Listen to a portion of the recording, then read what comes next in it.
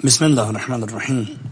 کتاب شرح چہل حدیث از امام خمینی رحمۃ اللہ علیہ. 29ویں حدیث، دوسرا حصہ. تتمہ. خیانت کے مفاسد اور امانت کی حقیقت. اس جگہ ایک نقطے کا بیان ضروری ہے، اور وہ یہ ہے کہ جناب رسول خدا صلی اللہ علیہ وآلہ وسلم نے تقوی کی وصیت کے بعد اس بات کا اضافہ فرمایا ہے کہ خیانت کی جرت نہ کرو. حالانکہ تقوی مطلق محرمات سے بچنے کا نام ہے، جس میں خیانت بھی ہے یا پھر اس سے عام ہے، جیسا کہ پہلے کہا گیا. اس لیے یا تو خیانت کو اپنے عام اور رائج معنی سے ہٹ کر ایک ایسے مفہوم دیا جائے تاکہ وہ پرہیزگاری کے مطابق ہو سکے، اور وہ اس طرح کے تمام گناہوں اور خدا کی طرف سفر کرنے میں حائل رکاوٹوں کو خیانت شمار کیا جائے، اس لیے کہ الہی ذمہ داریاں امانات خدا ہیں، جیسا کہ ارشاد ہے: اعوذ باللہ من الشیطان الرجیم، انا عرضنا الامانۃ علی السماوات والارض. ہم نے اپنی امانت کو آسمان اور زمین اور پہاڑوں کے سامنے پیش کیا تو انہوں نے اس کا بار اٹھانے سے انکار کیا اور اس سے ڈر گئے. بعض مفسرین نے امانت کو الہی ذمہ داریاں سمجھا ہے، بلکہ ہمارے تمام اعضاء و جوارح اور قوتیں حق کی امانت ہیں، اور ان کو مرضی الہی کے خلاف استعمال کرنا خیانت ہے. دل کو بھی غیر حق کی طرف متوجہ کرنا خیانت کے زمرے میں آتا ہے. ان جان اوریت کے بحافظ سپرد دوست، روزی رخش بی نمو تسلیم وی کنام. یا تو پھر خیانت سے وہی مشہور معنی مراد ہے، شدید اہمیت کی وجہ سے بطور مخصوص اس کا ذکر کیا گیا ہے. پس گویا تمام حقیقت ورا امانت میں خیانت کرنے سے اجتناب کرنا ہے. اور کوئی ائمہ معصومین علیہ السلام کی ان روایات کو دیکھے جو امانت کی واپسی اور اس میں خیانت نہ کرنے سے متعلق ہیں، اس کو اندازہ ہو جائے گا کہ شارع کی نظر میں اس کی کیا اہمیت ہے. اس کے علاوہ اس کی ذاتی قباحت کسی بھی عاقل پر مخفی نہیں رہے گی، بلکہ خائن کو تو انسانیت کے زمرے سے خارج اور پست ترین شیطانوں میں شمار کرنا چاہیے. اور یہ تو سبھی جانتے ہیں کہ جو شخص لوگوں کے درمیان خائن اور بد کردار کے طور پر مشہور ہو جائے، اس کی زندگی اس دنیا میں بھی دشوار ہو جاتی ہے. دنیا کے اندر ایک دوسرے کی مدد سے ہی راحت و آرام کی زندگی بسر کی جا سکتی ہے. کسی کے لیے انفرادی زندگی ممکن نہیں ہے. ہاں، کوئی بشریت سے خارج ہو جائے اور وحشی جانوروں سے ملحق ہو جائے تو اور بات ہے. اجتماعی زندگی کی گاڑی کا پہیہ لوگوں کے آپس میں اعتماد پر گھومتا ہے. اگر خدا نخواستہ انسان کا ایک دوسرے پر اعتماد ہی اٹھ جائے تو راحت و آرام کی زندگی کا بسر کرنا ناممکن ہے. اور اعتماد کی سب سے مضبوط بنیاد امانت اور ترک خیانت ہے. لہٰذا خائن قابل اعتماد نہیں ہے اور انسانی معاشرہ اور تہذیب کے دائرے سے خارج ہے. وہ کسی بھی اچھے معاشرے کا رکن نہیں ہو سکتا. ظاہر ہے کہ ایسے آدمی کی زندگی کتنی سخت ہوگی. میں اس سلسلے میں مکمل فائدے کے لیے اہل بیت علیہ السلام کی چند احادیث کا ذکر کرتا ہوں. بیدار و آگاہ دل اور چشم بصیرت رکھنے والوں کے لیے اتنا ہی کافی ہے. صاحب کافی نے نقل کیا ہے کہ امام جعفر صادق علیہ السلام نے فرمایا: کسی شخص کے طویل رکوع اور سجدے کو نہ دیکھو. یہ تو عادت کی بنا پر بھی ہو سکتے ہیں. اگر اپنی عادت چھوڑ دے تو پریشان ہو جائے گا. البتہ اس کی سچائی اور ادائے امانت کو دیکھو. راوی کہتا ہے: میں نے امام جعفر صادق علیہ السلام سے عرض کیا، عبداللہ بن ابی یعفور آپ کو سلام کہتے ہیں. فرمایا: تم پر اور ان پر بھی سلام ہو. جب تم عبداللہ سے ملو گے تو میرا سلام کہنے کے بعد اس سے کہنا کہ جعفر بن محمد نے کہا ہے. تم اپنی نظر میں یہ بات رکھو کہ جس چیز کے ذریعے حضرت علی علیہ السلام نے رسول خدا کے پاس ایسی منزلت حاصل کی ہے، تم بھی وہی کرو. اور امام علی علیہ السلام کو جو کچھ بھی حاصل ہوا ہے وہ سچ کہنے اور امانت کی ادائیگی کی وجہ سے حاصل ہوا ہے. بس میرے عزیز، اس حدیث شریف میں غور کرو اور دیکھو کہ سچ بولنے اور امانت داری نے امام علی علیہ السلام کو کس منزل تک پہنچا دیا تھا. اس حدیث سے یہ بھی معلوم ہوا ہے کہ رسول خدا حضرت علی علیہ السلام کی تمام صفات کمالیہ میں سے ان دو صفات کو ہر چیز سے زیادہ پسند کرتے تھے، اور انہی دونوں چیزوں نے ان کو مقرب کیا اور اس بلند مقام تک پہنچایا جو خود امام جعفر صادق علیہ السلام نے ابن ابی جعفر کو، جو آپ کے مخلص اور جانثار صحابی تھے، تمام اوصاف و اعمال میں صرف انہی دونوں صفات کی تاکید فرمائی ہے جو حضرت کے نزدیک بہت اہم تھیں، اور آپ نے تاکید فرمائی کہ ان کی پابندی کریں۔ کافی میں امام محمد باقر علیہ السلام کی روایت نقل کی ہے کہ حضرت نے فرمایا، ابو ذر نے کہا کہ میں نے رسول خدا کو یہ فرماتے ہوئے سنا، قیامت کے دن جہنم کے دونوں کناروں میں سے ایک پر صلہ رحم اور دوسرے پر امانت ہوگی، بس جس وقت صلہ رحم کرنے والا اور امانت ادا کرنے والا وہاں پہنچے گا وہ جنت کی طرف عبور کر جائے گا، جب خائن اور قطع رحم کرنے والا وہاں پہنچے گا تو اس کو کوئی اور عمل فائدہ نہیں پہنچا سکے گا اور صراط اس کو جہنم میں پہنچا دے گی۔ اس سے معلوم ہوا کہ صلہ رحم اور امانت کی صورتیں اس عالم میں صراط کے دونوں جانب کھڑی ہوں گی اور صلہ رحم کرنے والے اور امانت ادا کرنے والے کی مدد کرے گی، اور اگر کسی نے ان دونوں کو چھوڑ دیا ہے تو کوئی بھی عمل اس کو فائدہ نہیں پہنچائے گا۔ کافی میں امام جعفر صادق علیہ السلام سے روایت ہے، حضرت نے فرمایا، امیر المؤمنین علیہ السلام کا حکم ہے امانت ادا کرو، چاہے وہ اولاد انبیاء کے قاتل ہی کی کیوں نہ ہو۔ کافی میں امام جعفر صادق علیہ السلام کی وصیت کے یہ فقرے نقل کیے گئے ہیں، جان لو اگر حضرت علی علیہ السلام کو تلوار سے مارنے والا اور ان کو قتل کرنے والا مجھے کسی چیز کا امین بنائے اور مجھ سے نصیحت طلب کرے اور مجھ سے مشورہ مانگے اور میں اس کی بات قبول کر لوں تو یقیناً اس کی امانت کو واپس کر دوں گا۔ محمد بن علی بن الحسین ابو حمزہ ثمالی سے نقل کیا ہے کہ میں نے امام زین العابدین علیہ السلام کو دیکھا کہ آپ اپنے شیعوں سے فرما رہے تھے، تمہارے اوپر واجب ہے امانتوں کا واپس کرنا، اس خدا کی قسم جس نے محمد صلی اللہ علیہ وآلہ وسلم کو نبی برحق بنا کر بھیجا، اگر میرے باپ حسین ابن علی کا قاتل جس تلوار سے اس نے میرے باپ کو قتل کیا ہے وہ تلوار میرے پاس بطور امانت رکھ دے تو میں اس کو واپس کر دوں گا۔ حدیث مناہی میں رسول خدا صلی اللہ علیہ وآلہ وسلم سے منقول ہے، آپ نے خیانت سے روکا ہے اور فرمایا، جو دنیا میں کسی کی امانت میں خیانت کرتا ہے اور اس کے مالک کو نہیں پہنچاتا، اسی عالم میں مر جاتا ہے تو میری ملت پر نہیں مرا، وہ خدا سے اس حال میں ملاقات کرے گا کہ خدا اس پر غضبناک ہوگا، اور جو شخص مال امانت کو جانتے ہوئے خریدے وہ بھی خائن ہے۔ اسی طرح کی دیگر احادیث بھی ہیں۔ دنیا جانتی ہے کہ خدا کا بندے پر غضبناک ہونے کا انجام کیا ہوتا ہے، بلکہ جو شخص مورد غضب الہی ہے شفاعت کرنے والے بھی اس کی شفاعت نہیں کریں گے، خصوصاً جب کہ خائن ملت رسول سے خارج بھی ہے، پھر شفاعت کیسی؟ ایک اور حدیث میں ہے، جو کسی مومن سے خیانت کرے ہم میں سے نہیں ہے۔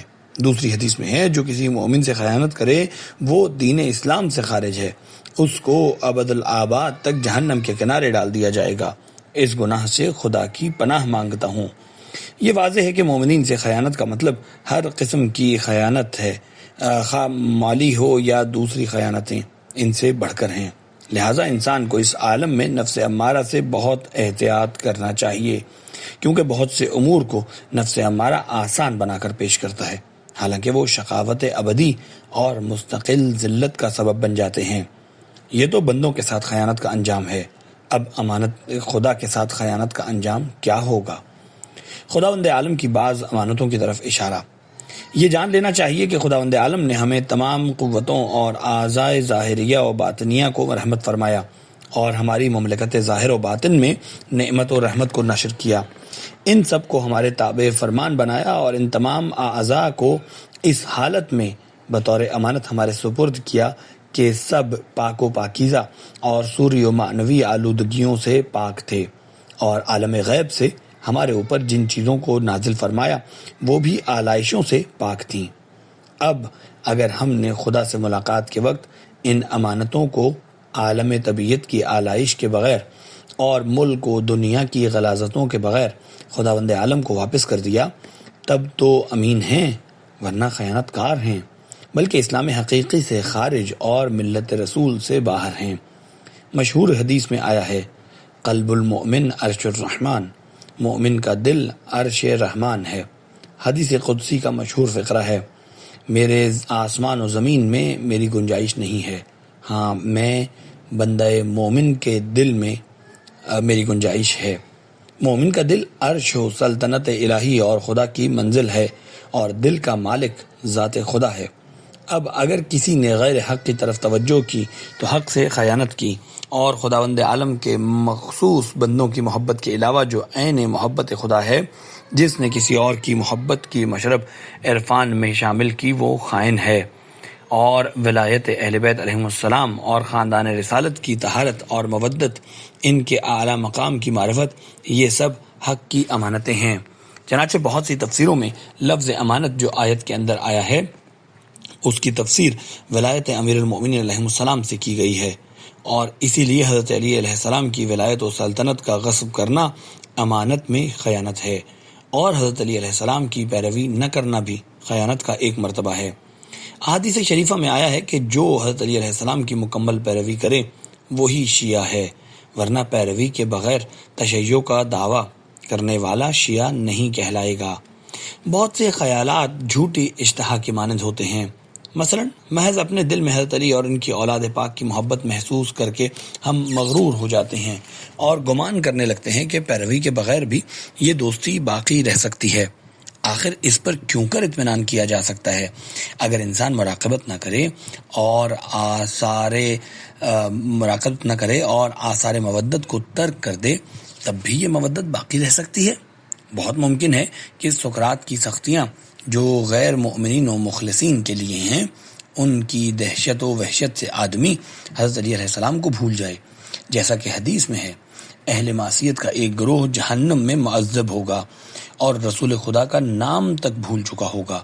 پھر جب عذاب کی مدت گزر جائے گی اور وہ گناہوں سے پاک ہو جائے گا تو حضرت رسول خدا صلی اللہ علیہ وآلہ وسلم کا اسم مبارک ان کو یاد آ جائے گا، اور وہ بلند آواز سے فریاد کریں گے، واہ محمدہ، تب جا کر مستحق رحمت ہوں گے۔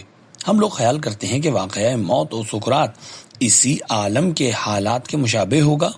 میرے عزیز، آپ اپنے ایک معمولی مرض سے تمام یادداشت کھو بیٹھتے ہیں، پھر سوچئے ان سختیوں، مصیبتوں، وحشتوں اور تمام دباؤ کے بعد کیا حالت ہوگی۔ اگر انسان نے محبت کی اور لوازم محبت کے مطابق عمل بھی کیا، محبوب کو یاد رکھا، اس کی پیروی کرتا رہا، تب وہ محبت خداوند عالم اور رسول خدا کی نظر میں وہ محبت پسندیدہ ہوگی۔ لیکن اگر صرف زبانی دعویٰ کرے اور عمل نہ کرے بلکہ مخالفت کرے تو ممکن ہے اسی دنیا میں اور انہی تغیرات و تبدلات اور جلوہ گوناگوں میں اس محبت سے ہی پلٹ جائے، بلکہ نعوذ باللہ ممکن ہے آن حضرت کا دشمن ہو جائے۔ چنانچہ میں نے بعض اشخاص کو دیکھا ہے جو حضور سے محبت کا دم بھرتے تھے، لیکن بری صحبتوں میں پڑھ کر غلط کردار میں مبتلا ہونے کی بنا پر آپ کے دشمن ہو گئے، اور ساتھ میں خدا اور رسول اور اہل بیت علیہ السلام کے بھی دشمن ہو گئے۔ اور اگر بالفرض اس عالم سے محبت اہل بیت علیہ السلام کے ساتھ گزر گیا تو اگرچہ حسب روایات و آیات اہل نجات اور اہل سعادت سے ہے، لیکن برزخ اور احوال موت و قیامت میں تو مبتلا ہو کے رہے گا، جیسے کہ حدیث میں ہے، میں قیامت میں تمہاری شفاعت کر لوں گا مگر برزخ کی فکر تم خود کرو۔ میں اس کے عذاب و فشار قبر اور عذاب برزخ سے خدا کی پناہ مانگتا ہوں جن کی اس دنیا میں کوئی شبیہ بھی نہیں ہے، اور اس دروازے سے جو جہنم سے قبر میں کھولا جائے گا خدا کی پناہ مانگتا ہوں۔ اگر وہ دروازہ اس دنیا میں کھول دیا جائے تو تمام مخلوقات ہلاک ہو جائیں گی، نعوذ باللہ منہ۔ تیسری فصل، خوف خدا۔ خوف خدا ایک ایسی صفت ہے کہ بہت کم ویسی صفت کو عوام کے لیے پایا قرار دیا جا سکتا ہے۔ خوف خدا ایک روحانی کمال ہونے کے علاوہ بہت سے نفسانی فضائل کا سرچشمہ بھی ہے اور نفس کا ایک اہم ترین مصلح ہے، بلکہ اس کو تمام اصلاحات کا سرچشمہ اور تمام روحانی امراض کے علاج کا مبدأ شمار کیا جا سکتا ہے۔ اور خدا پر ایمان رکھنے والے مومن و سالک اور مہاجر اللہ کو تو اس منزل کو بہت اہمیت دینی چاہیے۔ جو بھی چیز خوف خدا کو دل میں زیادہ اور اس کی جڑوں کو دل میں مضبوط کرے اس کی طرف بہت توجہ دینی چاہیے۔ مثلا عذاب عقاب، احوال موت کی شدت، موت کے بعد عالم برزخ و قیامت، صراط و میزان اور سختی حساب، جہنم کے گوں نہ گوں عذاب، عظمت و جلال و قہر و سلطنت و تدبیر حق، نیز انسان کے برے انجام وغیرہ کا ذکر۔ چونکہ میں نے اس کتاب میں ان تمام مراحل کا ایک حد تک ذکر کر دیا ہے، اس لیے یہاں پر خوف خدا کے سلسلے میں بعض ان فضیلتوں کا بیان کرنا چاہتا ہوں جو روایات میں ہیں۔ امام جعفر صادق علیہ السلام نے فرمایا، اے اسحاق، خدا سے اس طرح ڈرو جیسے اس کو دیکھ رہے ہو، اور اگر تم نہیں دیکھ رہے ہو تو وہ تمہیں دیکھ رہا ہے۔ اگر تم سمجھتے ہو کہ وہ تم کو نہیں دیکھ رہا ہے تو تم کافر ہو۔ اگر یہ جانتے ہوئے کہ وہ تم کو دیکھ رہا ہے تم گناہ کرتے ہو تو تم نے اس کو دیکھنے والوں میں سب سے کمتر سمجھا۔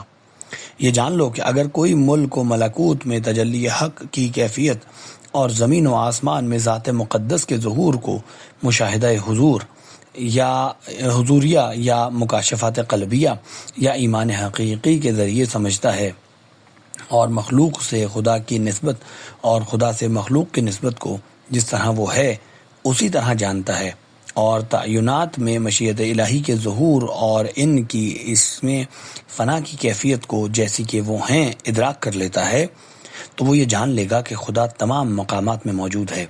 تمام موجودات میں اس کا علم حضوری کے ذریعے مشاہدہ کیا جا سکتا ہے، جیسا کہ حضرت صادق مصدق فرماتے ہیں، ما رأیت شیئا الا ورأیت اللہ معہ او فیہ، میں نے جس چیز کو دیکھا اس میں یا اس کے ساتھ خدا کو دیکھا۔ اور نوافل کے قرب کی حقیقت کے سلسلے میں فرمایا، میں اس کا کان، آنکھ اور ہاتھ ہو جاتا ہوں۔ اس قول کی حقیقت سمیت دوسری چیزیں بھی اس پر منکشف ہو جاتی ہیں، بس وہ اپنے درجے کے اعتبار سے خدا کو تمام مراتب میں موجود دیکھتا ہے، علماً و ایماناً یا عیناً و شہوداً۔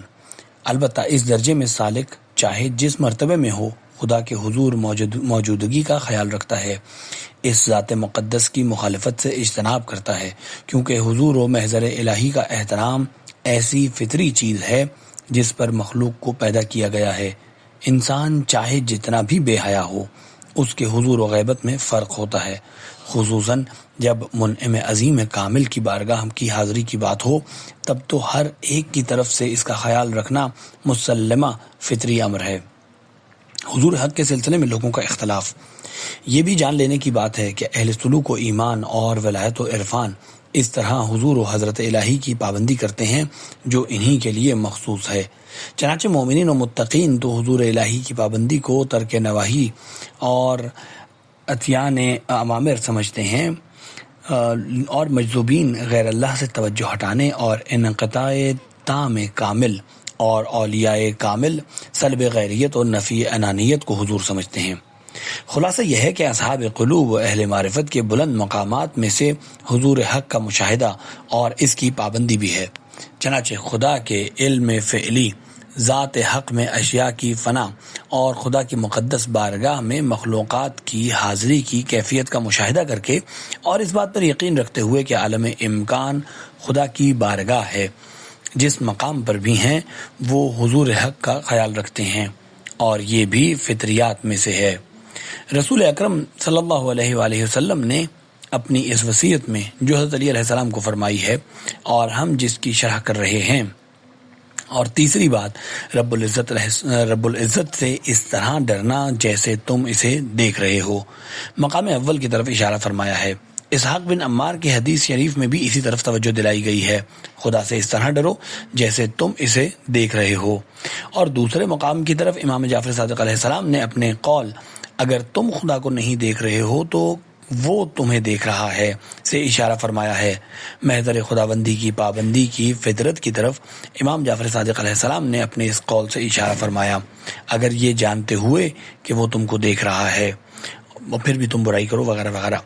اہل ایمان و سلوک اور ریاضت و عرفان کے اختلاف مراتب کے اعتبار سے خوف کے متعدد مرتبے ہیں، جن میں سب سے بڑا مرتبہ عظمت و تجلیات قہریہ و جلالیہ حق کا خوف ہے۔ ہو سکتا ہے اس مقام کو مراتب خوف سے شمار نہ کیا جائے، چنانچہ منزلت سائرین میں عارف معروف فرماتے ہیں، خواص کے مقام میں ہیبت اجلال کے علاوہ کوئی خوف نہیں ہوا کرتا۔ فضیلت گریہ۔ خوف خدا میں گریہ کی بہت فضیلت ہے۔ جیسا کہ اس حدیث شریف میں ہے، ہر قطرے کے عوض خدا بہشت میں 1000 گھر بناتا ہے۔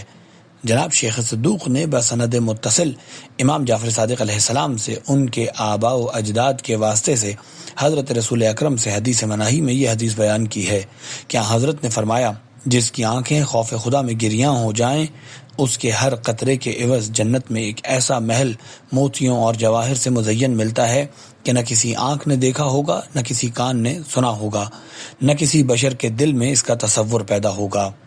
امام محمد باقر علیہ السلام نے فرمایا، رسول خدا کا ارشاد ہے، خدا کے علاوہ ہر چیز کا جوڑ ہے، خدا کے برابر کوئی شے نہیں ہے۔ لا الہ الا اللہ کا بھی مقابلہ کسی چیز سے نہیں کیا جا سکتا، اور اسی طرح خوف خدا میں نکلنے والے آنسو کے لیے کوئی پیمانہ نہیں ہے، اور اگر آنسو کے قطرے رخسار پر جاری ہو جائیں تو پھر اس کے بعد اس شخص کو کبھی ذلت و رسوائی لاحق نہ ہوگی۔ حدیث میں ہے، جس انسان اور بہشت کے درمیان کثرت گناہ کی وجہ سے زمین و آسمان کے فاصلے سے زیادہ فاصلہ ہو جائے اور وہ گناہوں سے پشیمان ہو کر خوف خدا سے گریہ وزاری کرے، تو اس کے اور بہشت کے درمیان اتنی قربت حاصل ہوتی ہے جتنی آنکھوں اور پلکوں کے درمیان ہوتی ہے۔ کافی میں حضرت امام جعفر صادق علیہ السلام سے منقول ہے، ہر چیز کے لیے ایک وزن و پیمانہ ہے، مگر اس گریہ کے لیے کوئی پیمانہ نہیں ہے جس کا ایک قطرہ آتش کے سمندروں کو خشک کر دیتا ہے۔ حضرت ہی نے فرمایا، ایک امت کے اندر ایک ہی گریہ کرنے والا سب کے لیے باعث رحمت ہو جاتا ہے۔ نیز اس قسم کی احادیث بہت ہیں۔